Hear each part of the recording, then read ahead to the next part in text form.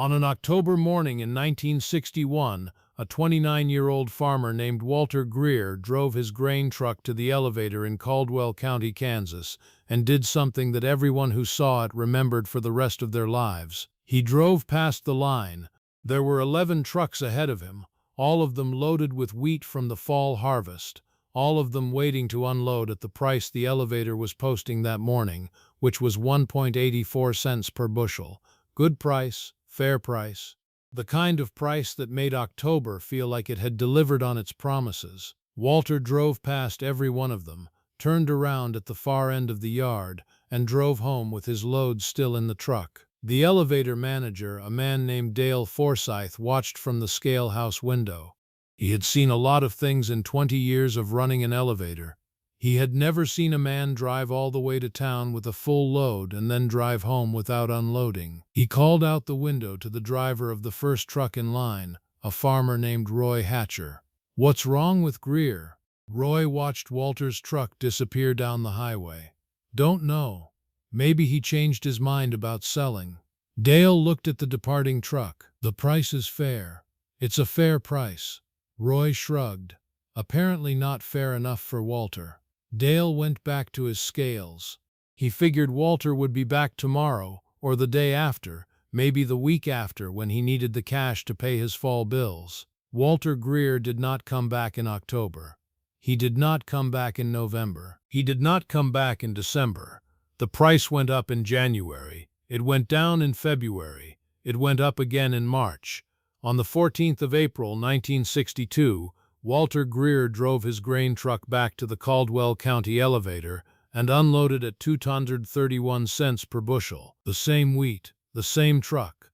6 months later, 47 cents per bushel more than October. On 11,000 bushels, that was $5,170. From the same crop. Dale Forsythe processed the transaction without saying anything. Then he watched Walter drive away and thought about what he had just witnessed. He did some arithmetic on the back of a deposit slip. He did the arithmetic twice. Then he called his wife and told her that the Greer farm had just made more money by not selling in October than most farmers made by selling everything they had. Let me tell you about Walter Greer before we go any further. Because the decision he made that October morning was not a decision he made that morning. It was the conclusion of something that had started 11 years earlier, in the kitchen of his father's farmhouse, on an evening in 1950 when Walter was 18 years old, and his father Raymond spread a stack of papers across the kitchen table. Raymond Greer had been farming 320 acres in Caldwell County since 1927. He was a careful man, methodical, the kind of farmer who wrote things down not because he was required to, but because he believed that a man who could not account for what he had done could not understand what he should do next. What Raymond spread on the table that evening was 10 years of price records. Every week for 10 years, he had written down the price the elevator was paying for wheat, barley, and corn. He had gotten the numbers from the bulletin board at the elevator, where they posted the weekly cash prices, and he had copied them into a ledger that he kept in the kitchen desk. He showed Walter the pattern. "Look," he said, "every year, same thing. Prices hit the bottom in October, when everyone is selling. Then they climb through the winter. Then they come back down in July when the new crop reports start coming in. Same every year." Walter looked at the charts. He could see it clearly. The October valleys, the March peaks. The pattern repeats like a tide. He said, "Why does everyone sell in October then?" Raymond said, "Because they have to. Because they have bills due and equipment notes and operating loans that come due in the fall. The bank wants its money in November, and the only way to have money in November is to sell in October, no matter what the price is." He looked at his son. "That's why I don't borrow." He said it simply, the way he said everything important. Because a man who owes money in the fall has to sell in the fall, and a man who has to sell in the fall sells at the worst price of the year. Walter thought about that for a long time. He said, "So if you don't owe money, you can sell whenever you want." Raymond nodded. "You can sell when the price is right, instead of when the bank says so." Walter said, "Does anyone do that?" Raymond said, "Not many." He looked at the charts again. Not many have the storage, and not many have managed to stay out of debt long enough to have the freedom to wait. He closed the ledger. "I've been storing grain since 1947, he said, selling in the spring instead of the fall. It works. Not every year is perfect, but over time it works. The numbers say it works." Walter was 18 years old. He was sitting at his father's kitchen table looking at 10 years of carefully documented evidence. He did not know yet that he was looking at the operating principle of his entire farming life, but he was. Raymond Greer died in 1959 when Walter was 27.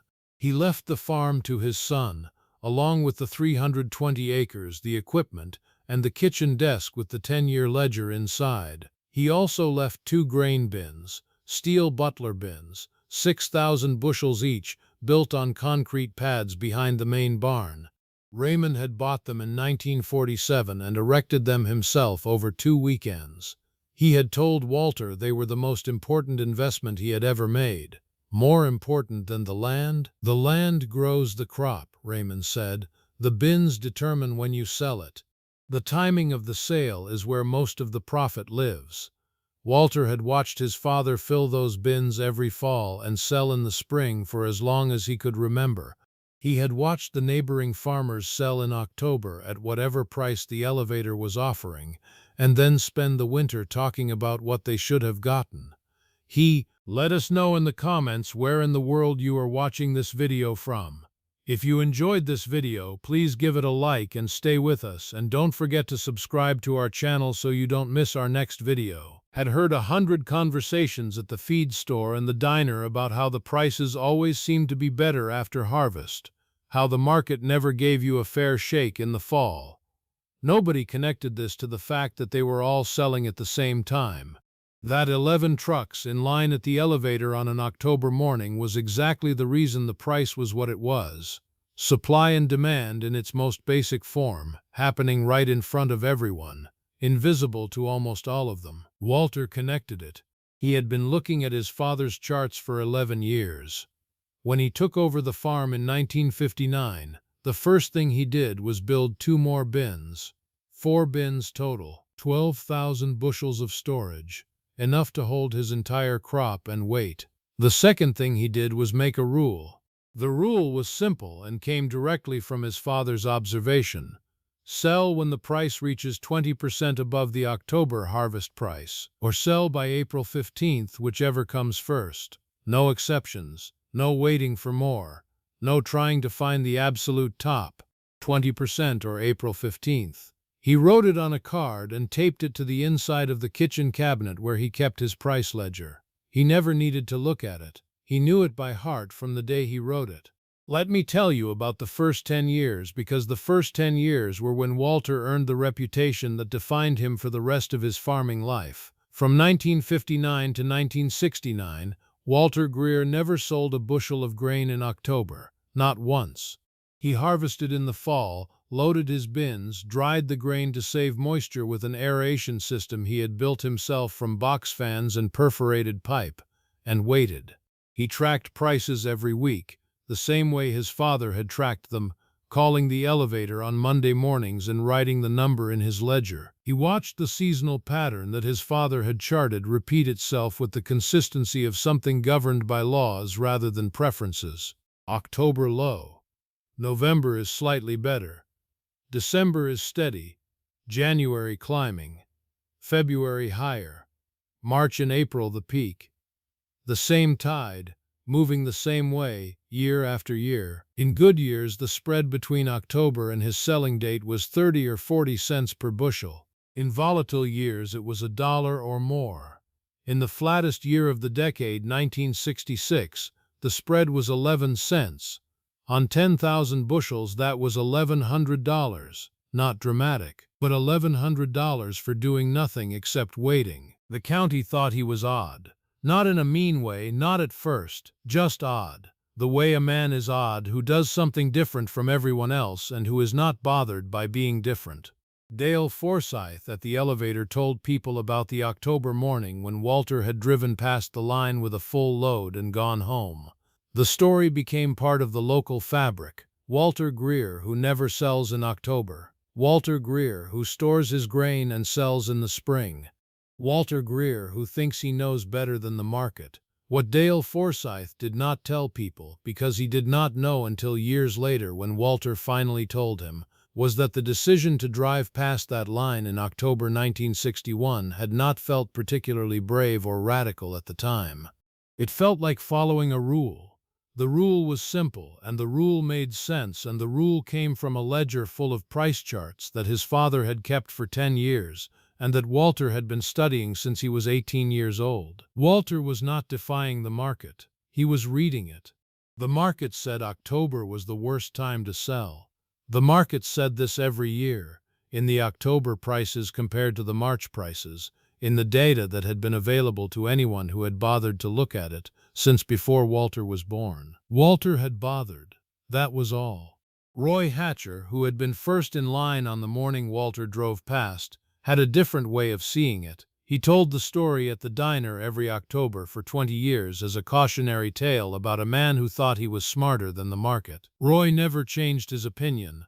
He sold in October every year, partly because his loan payments were due in November, and partly because selling in October was what you did and what had always been done, and what made sense to him in a way that storing grain and waiting for a spring price did not.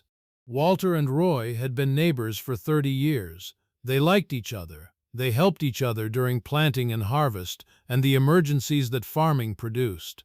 They just had a fundamental disagreement about when to sell grain that neither of them had ever resolved through argument because they had never argued about it. They had simply each continued doing what they did year after year, and the market had continued rewarding Walter's approach and not rewarding Roy's, and neither of them talked about it much. Roy died in 1991, owing the First National Bank of Caldwell County $40,000. His son sold the farm to cover the debt. Walter attended the funeral. He did not think about the $40,000 or the farm sale or the difference between October prices and spring prices. He thought about the 30 years of being neighbors, and the times Roy had shown up with equipment when Walter's had broken down at the wrong moment, and the particular quality of a man who is generous with his time and his labor even when he is not generous with his thinking. He thought that Roy had been a good neighbor and a poor marketer. Both of those things were true at the same time. The John Deere dealer in Caldwell, a man named Harlan Pruitt, had the most consistent thing to say about it. He said it at the diner and at the feed store and at the county fair and at every gathering where the subject of grain marketing came up. He said Rudy Stenland up in Minnesota does the same thing, and I'll say to Walter what I'd say to him. You can't time the market. You can be lucky for a while, but eventually the market's going to move the wrong way and you'll be sitting on grain that's worth less than harvest price and you'll have gained nothing except a year of worrying about your bins. People nodded. It sounded right. It sounded like the kind of thing a knowledgeable man would say. It was also, year after year after year, wrong. Let me tell you about math, because the math is where the story lives. From 1959 to 1999, 40 years, Walter Greer never sold a bushel of grain at harvest price. His rule held through good years and bad years, through drought and flood, through the farm crisis and the recovery and the quiet years that followed. 20% above October price or April 15th. In some years the 20% came in January. In some years it came in March. In the flattest years it never came, and he sold on April 15th at whatever the market was offering. In 37 of the 40 years, his spring selling price exceeded his October harvest price. The 3 years it did not, the shortfall was small, 11 cents in 1966, 8 cents in 1969, 14 cents in 1988. Even in those years, the storage cost was low enough that he broke even or came close. 37 out of 40 years, the spring price was higher. The cumulative difference over 40 years, calculated from Walter's own ledger using his own numbers, was $162,000. That was the additional income, above what he would have received selling at harvest price, that Walter Greer earned by waiting. $162,000 from the same crops, the same fields, the same harvests. Just a different date on the check. Harlan Pruitt at the John Deere dealership had no idea. Nobody in the county had any idea. They saw Walter farming the same 320 acres, driving the same used equipment, living in the same farmhouse his father had built. They assumed he was getting by the way a careful farmer got by. Modest, steady, nothing remarkable. Nobody saw the ledger. Nobody saw the column of numbers that grew every spring when Walter made his call to the elevator and the price was where his rules said it should be. Nobody saw the savings account. By 1980, it held $230,000. Now let me tell you about 1980. Because 1980 is when Walter's system was tested in a way that the previous 20 years had not prepared anyone for. The farm crisis arrived in Caldwell County like a slow flood. Interest rates that had been manageable became impossible. Land values that farmers had borrowed against collapsed. Commodity prices dropped to levels that hadn't been seen in years. Farmers who had expanded in the good years, who had borrowed to buy more land and better equipment and larger operations, suddenly found themselves in a position that the contracts they had signed were very specific about. The bank wanted its money. The bank wanted it now.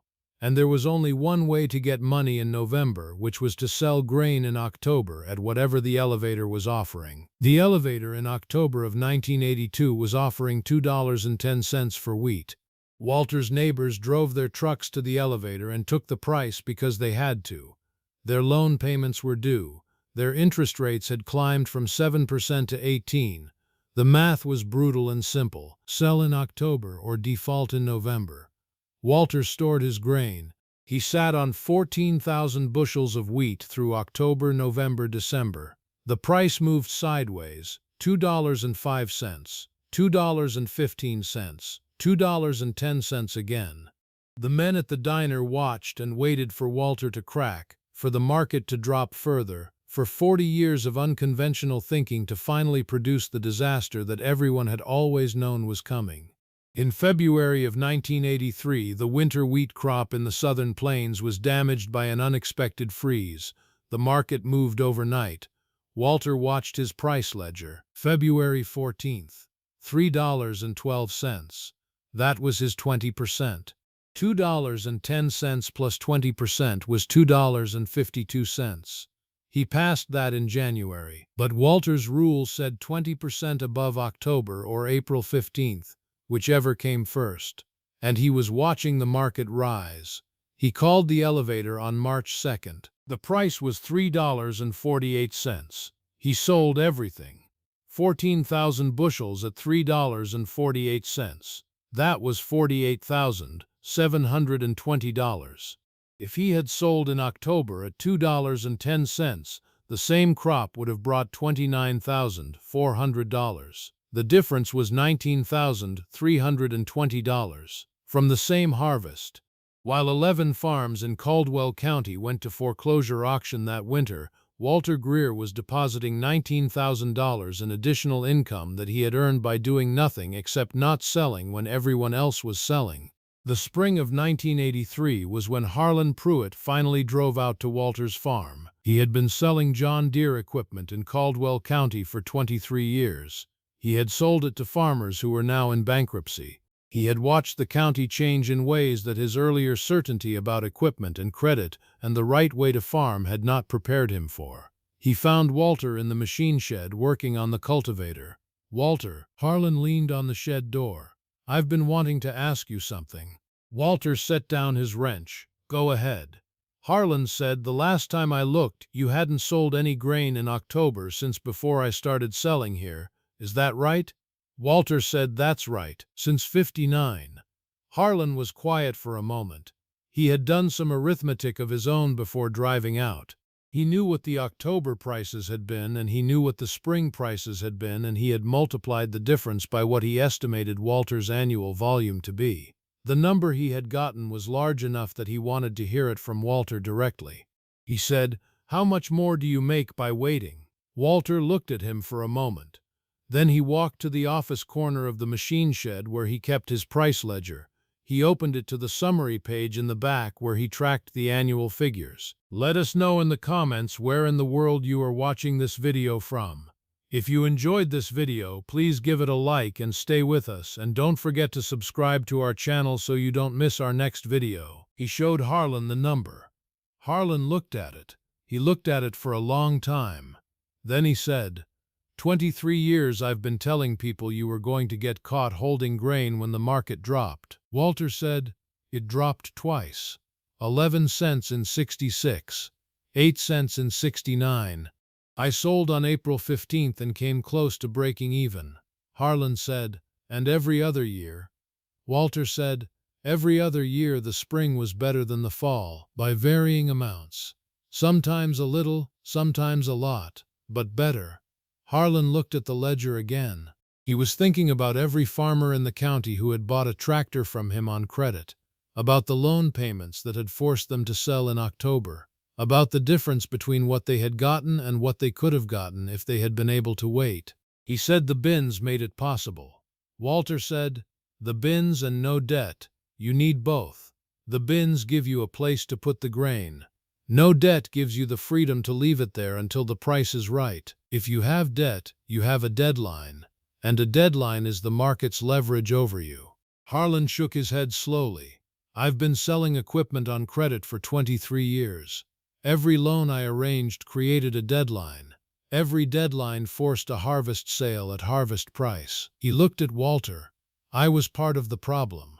Walter said, you were selling tractors. That's your job. Harlan said, my customers needed to wait. I was making sure they couldn't. Walter didn't say anything. There was nothing useful to say. Harlan left without buying anything. It was the first time he had visited a farm in 23 years without trying to sell something. Let me tell you about the 40 years, because the number matters. From 1959 to 1999, 40 harvests, Walter Greer kept his rule, 20% above October or April 15th. There were years when the rule was easy, when the spring price climbed steadily and the 20% came in January and Walter made his call and sold and the whole thing felt simple and obvious, and why didn't everyone do this? There were years when the rule was hard, when the October price was low and the spring price was lower. April 15th arrived with the grain worth less than it had been in the fall. Those years Walter loaded his truck on April 15th and drove to the elevator and unloaded at whatever the price was and recorded the loss in his ledger and did not question the rule. The rule worked over time. It did not work every year. He had understood this from his father's charts, from the 2 years in 20 that his father had noted as exceptions. You do not judge a 40-year strategy by its worst year. You judge it by its accumulation. The accumulation was $162,000. And then, in the fall of 1999, something happened that the 40 years had not produced before. The market moved in a way that Walter's rule had not anticipated. Not because the rule was wrong, because the market did something large. The drought that developed through the summer of 1999 was severe across the Central Plains. Not the worst memory, but sustained and widespread in a way that the crop reports made clear by August would significantly reduce the winter wheat harvest across Kansas, Nebraska, and Oklahoma. Walter watched the reports with the same attention he had given every piece of market information for 40 years. He watched the futures markets through the county extension office's weekly summaries. He watched the cash price at the elevator begin to move in a way he had not seen before. The October harvest price in Caldwell County in 1999 was $3.20 per bushel. Walter stored his grain, 15,000 bushels in 5 bins, 3 of which he had added over the years as his operation had expanded to 480 acres. November, $3.40, a modest move, normal for November. December, $3.70, stronger than normal. The drought reports were holding. January, $4.15. Walter did his arithmetic. 20% above 320 was 384. He had passed that in December, but he was watching the market do something it had not done in 40 years of his observation, which was moved strongly and consistently upward rather than settle into its usual winter plateau. He did not sell in January. He was watching. His daughter Carol noticed.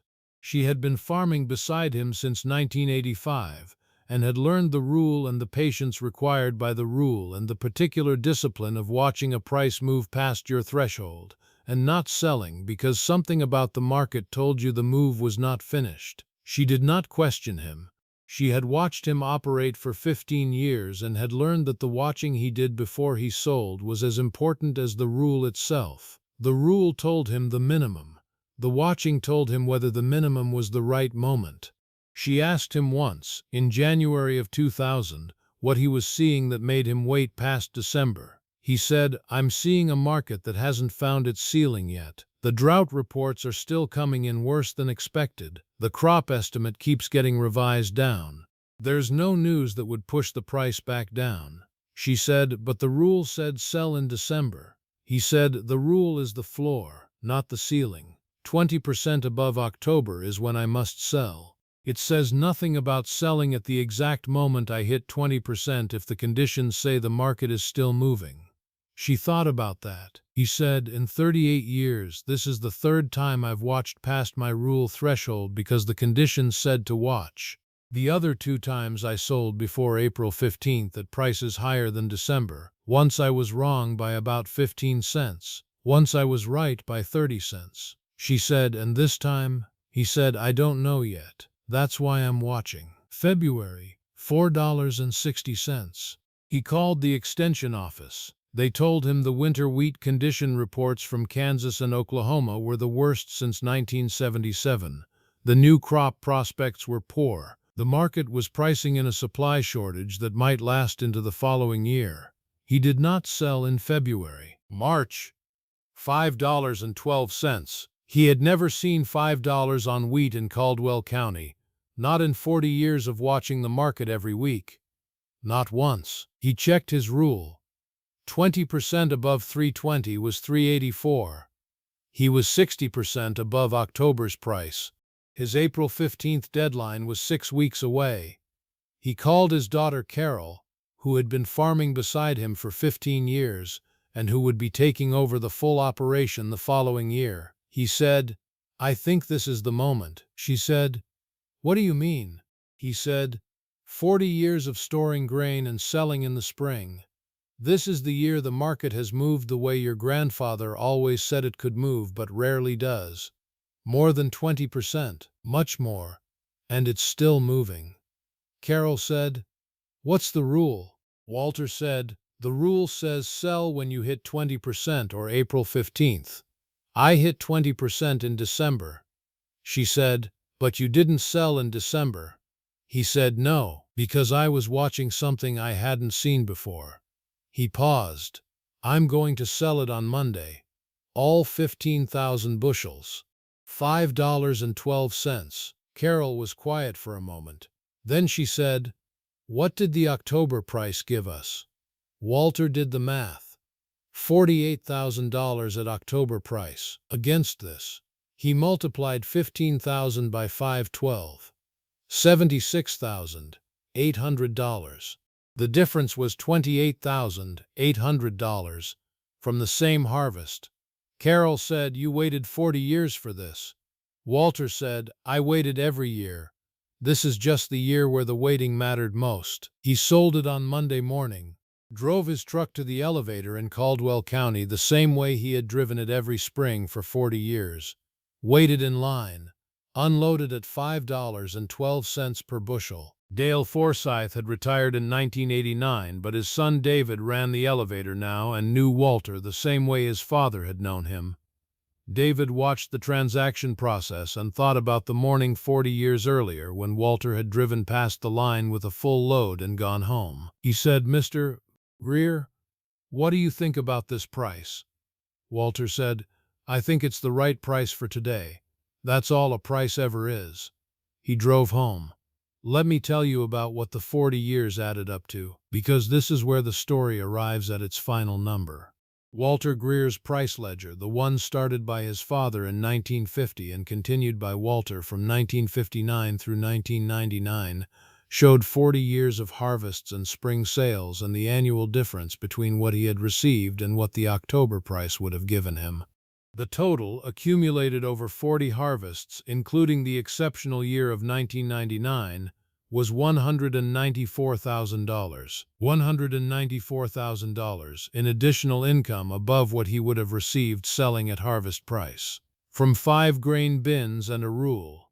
20% above October or April 15th, whichever comes first. His father's 5-grain bins cost $400 in 1947. His own 2 bins cost $600 in 1959. $1,000 in storage infrastructure. $194,000 in additional income. Walter handed the operation to Carol in the spring of 2000. He kept the ledger. He had been keeping it for 40 years, the same way his father had kept it, the same format, the same columns, the same careful handwriting entering the numbers every week. He showed it to Carol one evening before the transfer was complete. He said, "Your grandfather started this ledger in 1950. He was trying to understand why the market moved the way it moved. Why October was always the worst time to sell and why spring was usually better." Carol looked at the 50 years of weekly prices. Let us know in the comments where in the world you are watching this video from. If you enjoyed this video, please give it a like and stay with us, and don't forget to subscribe to our channel so you don't miss our next video. She said, "Did he ever figure out why?" Walter said, "Yes. He said it was simple. Everyone sells in October because everyone needs the money in October. When everyone sells at the same time, the price drops. When people are buying in March and April, prices are higher because there's less grain available. Supply and demand, basic," Carol said, "and the bins fix it." Walter said, "The bins and no debt fix it. You can't wait if you owe money in November. The debt forces the October sale. The bins give you the physical ability to wait, but only if you have the financial freedom to wait. Both things have to be true at the same time." Carol nodded. Walter put the ledger back on the kitchen desk. "It's yours now," he said. "Keep writing in it. Let me ask you something before we close. And take your time with it. When do you sell? Whatever it is you have to sell. Your time, your work, your product, your knowledge. When do you offer it to the market? Do you sell when you need to sell? When the bill is due and the pressure is on and the buyer is there with an offer and the alternative is defaulting on something? Do you sell at the price the market offers today because today is when you need the money? Or do you sell when the price is right?" Walter Greer understood that those are different decisions and that the difference between them, over 40 years, was $194,000. He had not done anything miraculous. He had not been smarter than the market. He had not predicted prices or timed anything perfectly. He had set a simple rule, stayed out of debt so he could follow it, and applied it consistently for 40 years. The rule worked not because it was clever, but because it was patient. Most people sell in October because October is when the crop is ready. They confuse the harvest with the sale. They believe those two things happen at the same time. Walter Greer's father had understood in 1947, staring at a price chart on the back of a seed invoice in his truck in the co-op parking lot, that they were not the same event. The harvest was when you gathered the crop. The sale was when the price was right. The months between them were where the profit lived. 5-grain bins, one rule, no debt, 40 years, $194,000. And on a Monday morning in March of 2000, the last time Walter drove his truck to the Caldwell County elevator, he did not drive past the line. He stopped. He waited his turn.